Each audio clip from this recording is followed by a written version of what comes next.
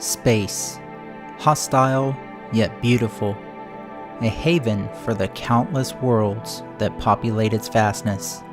It beckons us to venture from the safety of our home and to explore the mysteries of the universe. Since humans have walked the earth, we've gazed up at the distant stars illuminating our night sky.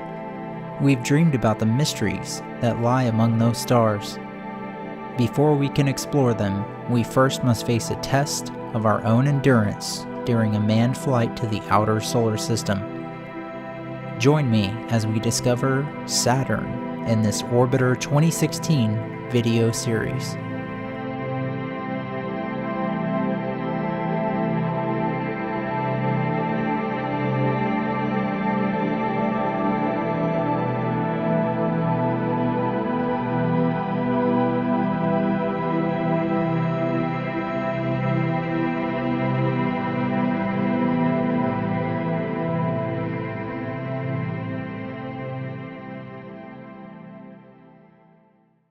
Hello, welcome to this Orbiter 2016 video series. I'm Tex, and this is episode 1 of Journey to Saturn. In the previous episode, we did a lot of planning, and we put a bunch of data into some spreadsheets.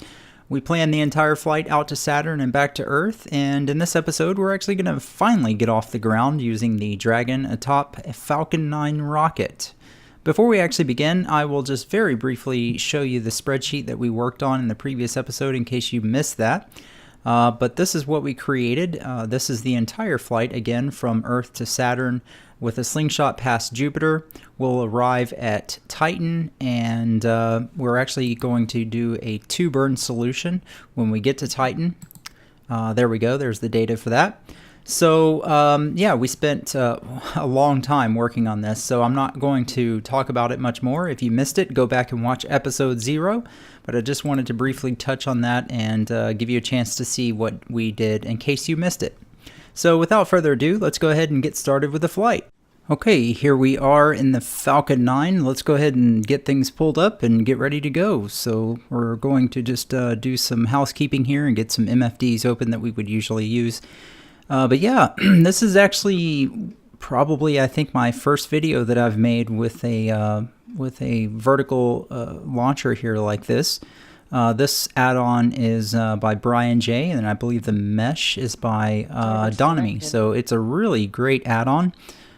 You know, normally I'm not a huge fan of flying rockets because you know, it's just not realistic to manually fly them into orbit. They do come with autopilots, as this one does. You just saw that I opened that up right there. Just putting in the inclination, I'm anticipating it's actually going to be 29.64, so we're going to put that in and hit enter. Perigee and apogee is already set to match Deepstar there. Almost 400 kilometers in altitude. Deepstar is orbiting the Earth. But yeah, like I said, you know, you pretty much use an autopilot all the time with these things, and I don't know, for me, I really enjoy the hands-on approach with like the XR2 or even just the default Delta glider, because, you know, you fly the mission from the ground, take off, go to your destination, come back, and actually land on a runway. So, you know, just personal preference, but I thought, you know, we'll do something a little bit different this time. So we're approaching the launch window here. We're going to actually activate the launch autopilot by pressing V on the keyboard when time to intersection reaches about 410 seconds. 10, there it is. 9, 8, 7, and 6, we're going to be 5, launching here in 4, just a moment. 3, you can hear the autopilot 2, 1. counting down there, and there we go. We're off the ground. We'll change our view to behind us. I think that'll look a little better as we're ascending up to orbit.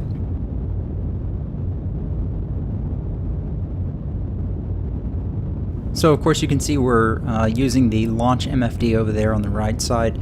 That's going to be useful for our launch up into orbit. We want to try and get the orbital plane as close to aligned as we can, because fuel is certainly more limited with the Dragon than, say, the XR2. I did add, as a note, if you'll look at the top part of the screen, in just a moment I'm actually going to change the inclination here to 29.63 because it says desired inclination is currently 29.63 on the launch MFD up there, the third line down from the top.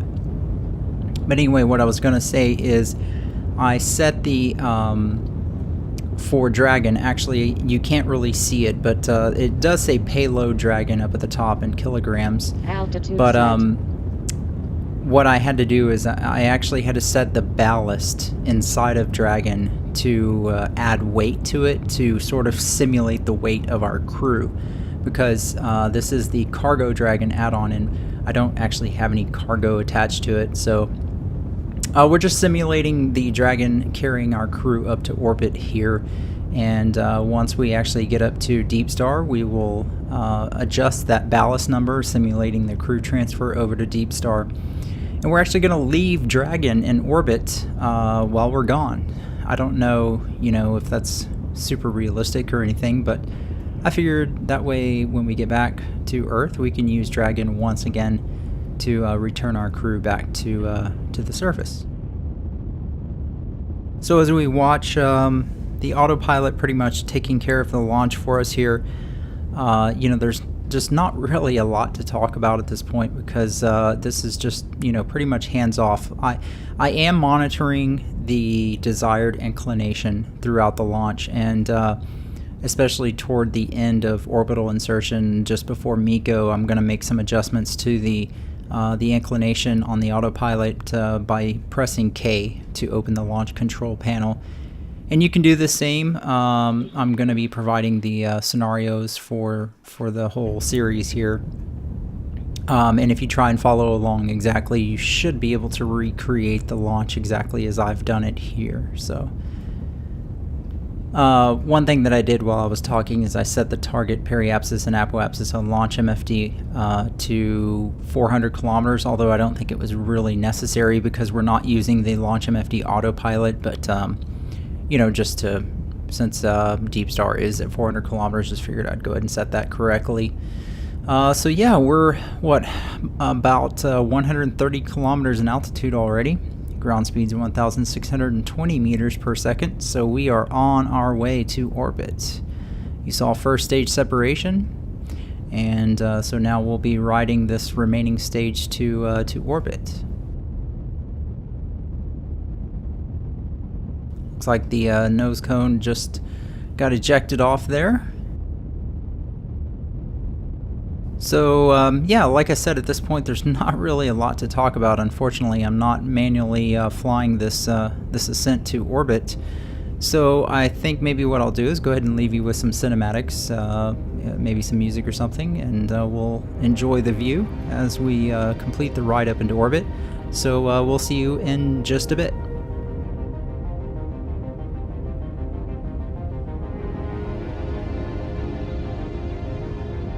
3, 2, 1, 0.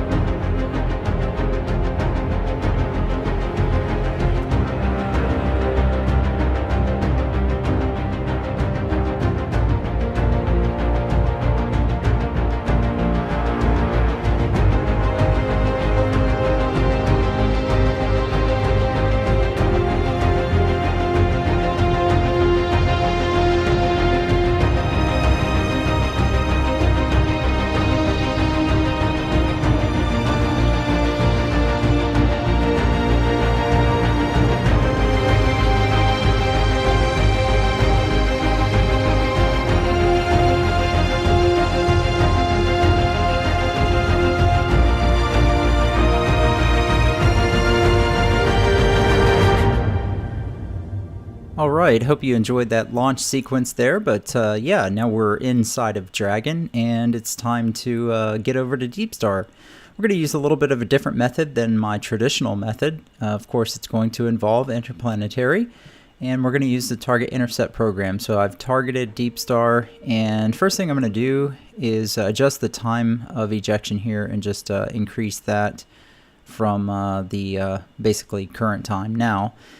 I'm just going to go with something like that for right now, and then I want to adjust the time of encounter. So we know that we were just crossing into the night side of the planet, so we just passed orbital sunset, I guess. So I want to rendezvous around orbital sunrise, so that's basically on the other side of the planet. So you can see I'm swinging the time of encounter line down, so it's on the other side of the planet. And just roughly, I mean, that's fine for now. What I want to do is go back to time of ejection. And I want to find the lowest DV number I can get. Looking at en route, the DV number is coming down. I guess that's about 35.77 meters per second at the moment. So we want to try and adjust both the time of encounter and time of ejection to get the DV as low as we can get it, basically. Okay, so that's looking pretty close. 33.64 meters per second is looks like it's about the lowest that I could get it there. So let's go ahead and go with that, I guess. I opened a line plane over there. You can see we're not perfectly aligned, but the target intercept program should take care of everything for us so that we don't need to actually align our orbital plane the traditional method there. Like I said, usually I would use that and then use sync orbit MFD, and that may be more fuel efficient because I think this is going to get us there in one orbit from the time of the burn, basically. So yeah, so I've opened up burn vector and hit auto burn. We're at 10 times acceleration, and IMFD will just take care of the burn for us. So it looks like, what, a total of 33.45 meters per second of delta V, and because the Dragon engines are not super powerful, that means we're looking at just over 240 seconds of burn time. So we'll let the autopilot here run, and we'll see where things stand once the burn's completed. So that's being conducted now at 10 times acceleration, of course. So let's see how this works out. I'm not as familiar with doing a vessel rendezvous using target intercept program, but I think it should work out okay. Okay, the burn's about done. We're at normal time speed again. And there we go, the burn is completed.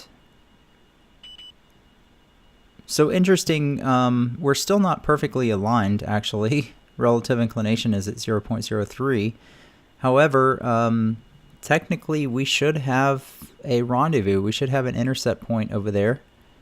So let's go ahead and set up our ComNav frequencies at any rate. We're going to put nav1 on the transponder frequency. There it is. And then we're going to choose number 5 docking port. So it's 134.50 for nav2. There we go. Okay, so that is set, and I guess we can open up the docking MFD here. We can monitor our distance to Deepstar there, and we can also watch the time to encounter counting down over on IMFD. So that's about almost 3,000 seconds now, and now we are under 3,000 seconds. Now we're basically on the other side of the planet from where we're supposed to rendezvous. And I noticed that the DV has gone up. It's not on 0 anymore. So I wonder if I coast over to the node here, if I set up another solution just to try and get that DV back down to 0. Because I think if we don't keep that DV close to 0, then we're not going to have a close pass by Deepstar. So I've just put some time into the time of ejection to give us time to mess around with the time of encounter here. So I'm increasing the time of encounter, and that was decreasing delta velocity. So that looked like that was about as low as it's going to go, and we have 14 seconds till the burn. So let's very quickly hit auto burn here. Maybe that's not so efficient, but yeah, 4 seconds and 3 seconds supposed to be burning, and we're not burning in time, but I think it's okay. So I guess we're looking at what, 12 meters per second here. Okay, so, and we just are right on the node. I don't know if that made a difference or not, actually, but anyway. Well, if we take a look at orbit MFD, what's happening here? So the burn's being conducted, and it looks like we're raising our periapsis back up. We initially lowered it so that we could catch up to Deepstar, because Deepstar was just in front of us. So burn time, IMFD, I guess the first burn we did lowered our periapsis quite a bit so that we could catch up to Deepstar, because it was just barely in front of us. And it looks like this course correction raised it back up just a little bit. And now I notice that we're speeding time back up and cruising over to the interception point, and DV is going back up again. So we are... Let's go ahead and hit auto burn, because it's 6 meters per second. So let's let IMFD bring that back down to 0 here. And we're about 44 kilometers away from Deepstar right now.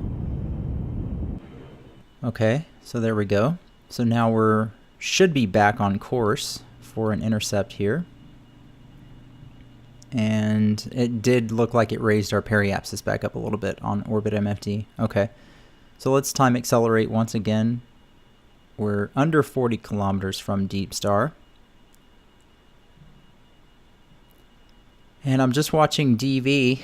It's climbing again. So I don't know if I'm doing something wrong here, actually. Like I said, I'm not as familiar with using IMFD to do this. But I just thought it'd be fun to do something different than the usual way I rendezvous with with a vessel in orbit. So yeah, our DV's already over 5 again, so maybe we should do one more course correction here. So I've hit auto burn, and it's burning. We'll speed time up. Okay, so I think this is probably going to be the last course correction we do, because we're just a mere 20 kilometers away from Deepstar at this point. So, like I said, I don't know if that was the most efficient way to do that. All I know is that if I didn't do any course corrections there and I let the DV continue to climb, I think that would impact how close we actually passed to Deepstar, and it may not have ended up being a very close pass at all. Could have been off by 100 kilometers. I mean, I don't even know, but all I know is right now we're about 14 kilometers from Deepstar, and I guess we'll go ahead and do one more correction here. Just try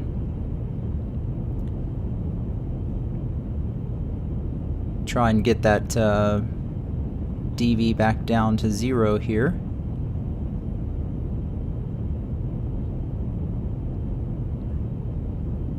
Well, certainly we're getting to Deepstar pretty quickly, so that's one benefit, and it looks like we're doing okay on fuel, so it's not the end of the world here. Yeah, so we're just about 300 seconds from encounter with Deepstar, according to IMFD anyways. However, docking MFD says about 11.8 kilometers away. So I've opened up the velocity match program, and I targeted Deepstar. And let's see, it's saying burn time is 308 seconds, but it's falling. So I'm not actually sure how to calculate when to use the velocity match program here, when to hit auto burn. I do know that we need to probably get a little bit closer, because we're still 10 kilometers out from Deepstar at the moment.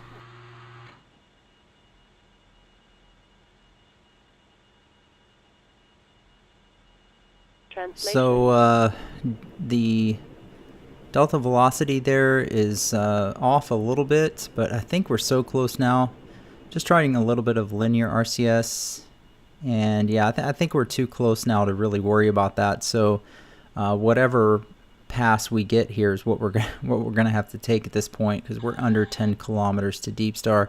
We should probably really think about starting to brake here, and that's what I'm trying to figure out how to calculate. So I know I can use burn time, of course, but I'm just looking at the closure velocity on the docking MFD versus the delta velocity on the velocity match program over there. So let's put in 39 meters per second in burn time. So that's yeah, okay, so I guess we're okay. We don't need to brake just yet, but we're getting probably pretty close here.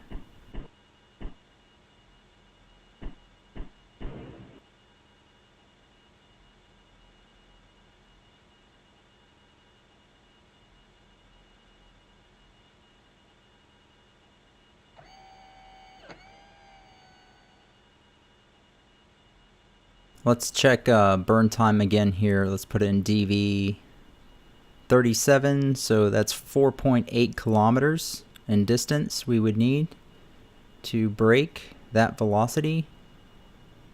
So so we're getting pretty close. We're just now under 6 kilometers. So I think that's probably what I'm going to go for, is about 4.7 kilometers in distance. So let's keep an eye on that distance, because we're getting pretty close to it, and then we'll hit auto burn, and we'll see what we get.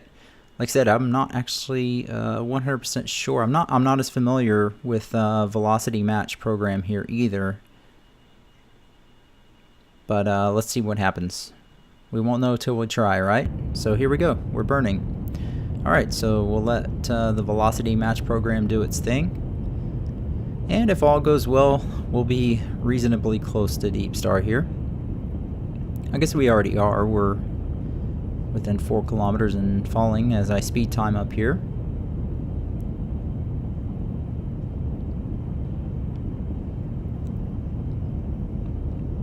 Okay, so closure velocity came down, and now it says that we're not actually closing on Deepstar anymore.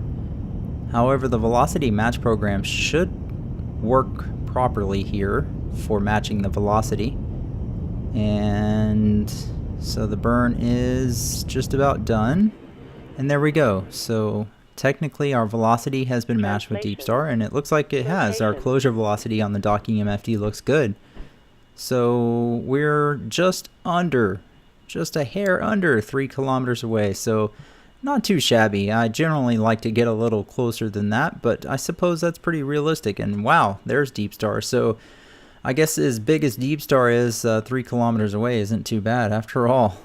So I'll take it. Like I said, yeah, I don't know if that was the most fuel efficient way to get here. I bet I could have done that better fuel efficiency wise if I had done my traditional method, but this got us here faster, and this was a new way to get here. So yeah, I mean, if you have any comments below about something I did wrong with the target intercept program or velocity match, please do let me know. I'm learning new things every day with you guys, so you know, it's great to hear from you. But yeah, we're here, so let's go ahead and get docked up. I'm going to open up the remote vessel control. I'm going to select Deepstar and put it in prograde there, and it's going to get itself pointed prograde, and I'll open it back up in a minute.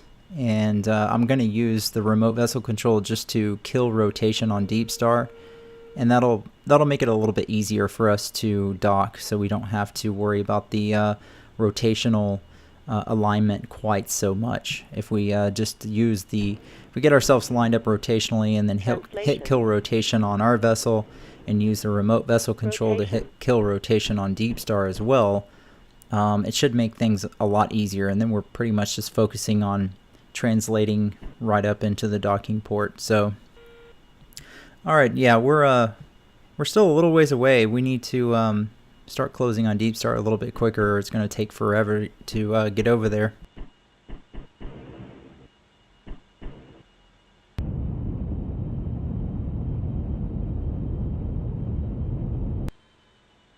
Translation.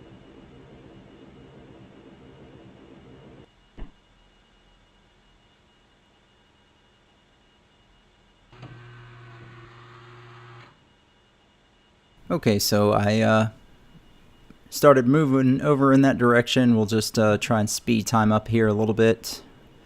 Video's already getting a little long, so we'll do our best to keep it close to 30 minutes here. And probably what we're gonna do is we'll get over to Deepstar and get roughly lined up and speed the video up a little bit with maybe a little bit of music, and that way you guys can enjoy watching me dock since you've seen me do it a million times. Maybe enjoy a little bit of a cinematic view of it anyways.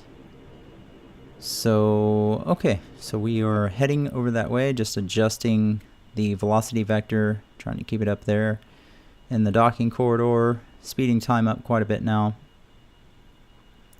Let's open up the remote vessel control again, because I went over 10x, so that would have disabled the autopilot on Deepstar. So I hit prograde again, and so we'll just rotate down, and wow, we got pretty close to Deepstar there. Translation. We need to adjust our velocity vector, or we're going to run right into Deepstar. That would be a mission killer for sure. So let's just translate up and bring our velocity vector up into that docking corridor. It's going to guide us right down into the docking port. So we'll time accelerate here. Oh boy, we're going to be coming in pretty close here. I don't know if that's very kosher. Don't know if OSHA or NASA or whoever handles the safety side of things would approve of this approach. Let's get an outside view and see what's going on. Oh, good lord. We are like right up the butt of Deepstar here. That's not good. Yeah, okay. Well, if there's anyone on there, guys, we would sure appreciate it if you do not ignite that giant engine right in front of us here. Oh my goodness. Well, it certainly gives us a sense of scale, if anything else. Holy cow. That was kind of cool, actually, but not perhaps very realistic. So just trying to get over there as quickly as possible, because once again, we're sort of taking a lot of time here on the video, but I guess we should enjoy it, because after this, we're going to be heading out away from the Earth in the next episode. So we'll just speed time up and try and get ourselves lined up a little bit here before we hop into a cinematic sequence.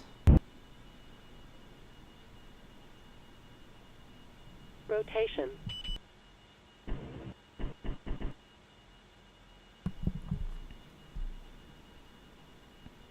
Alright, so yeah, I'm rotating over, and I did drag the remote vessel control off to my other monitor so it wasn't blocking the view or anything. But once I get ourselves set up rotationally here, I'm actually just going to hit kill rotation on Deepstar, so it's no longer holding it prograde, but it just kills rotation, and we'll do the same thing with us. So just about there. Let's get that white X in the center of the target as usual, and make sure that white triangle at the top is pointed up. I'm also translating over just a bit. Rotation. We need to move over to the right and move down toward Deepstar. So okay, so just do this final adjustment rotationally here. Rotate up. There we go. Okay, so I'm hitting kill rotation on the remote vessel control for Deepstar. And then let's rotate to the left a little bit. Kill rotation. And looks pretty lined up. Okay. So that takes care of the rotational alignment. Like I said, from time to time, I'll kill rotation on our vessel and then hit kill rotation on the remote vessel control. So if you're having trouble docking, I would suggest trying using that remote vessel control. It's really, really handy. In any case, we're going to translate down to the docking port here. Go ahead and get docked up before we end the episode. So let's hop into a quick cinematic sequence, and we'll come back whenever we're docked up and talk about things before we take off. So we'll see you guys in just a bit.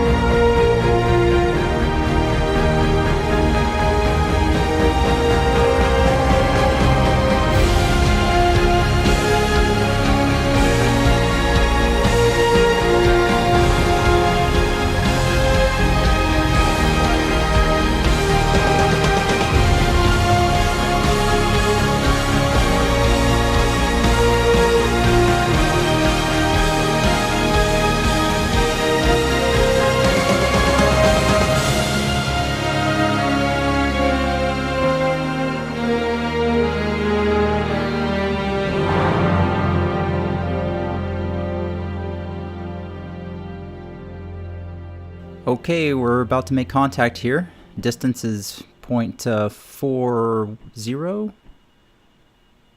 There's 21, 15, 14, 10, 0.09, 0.06, 5, 4, 3.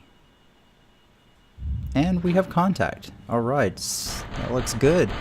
Okay, now that we're docked with Deepstar, before we take off, let me see, we gotta press, I believe it's in, yeah, we gotta press in to get down inside of Dragon here. And let's see, what do I want to press? Okay, we want to open the hatch, so we're going to press G to open the hatch. There we go. And we're going to transfer our virtual crew, if you will, over to Deepstar here. So what I'm going to do is press W to adjust the ballast. I had set it to 6,000 kilometers, and now I've lowered it to 3,000. So our crew has been transferred over to Deepstar. So I guess we can hop over into Deepstar. Let's close that, and there's Deepstar. Hit apply and close. Okay, so that puts us in Deepstar for the next episode, and that's gonna wrap up this one, guys. Hope you guys enjoyed the episode. I guess it was quite a bit of things to cover, but at least we got up here to Deepstar, so the journey begins in episode 2. So as always, man, I really appreciate you guys watching, and be sure to leave me a like and comments below. Always love to hear from you, and I'm really excited to bring the following episodes to you. I'm working hard on them, and I think we have some exciting times ahead. So as always, guys, really hope you're doing good. Wish you all the best, and until the next episode, take care, and we'll see you then.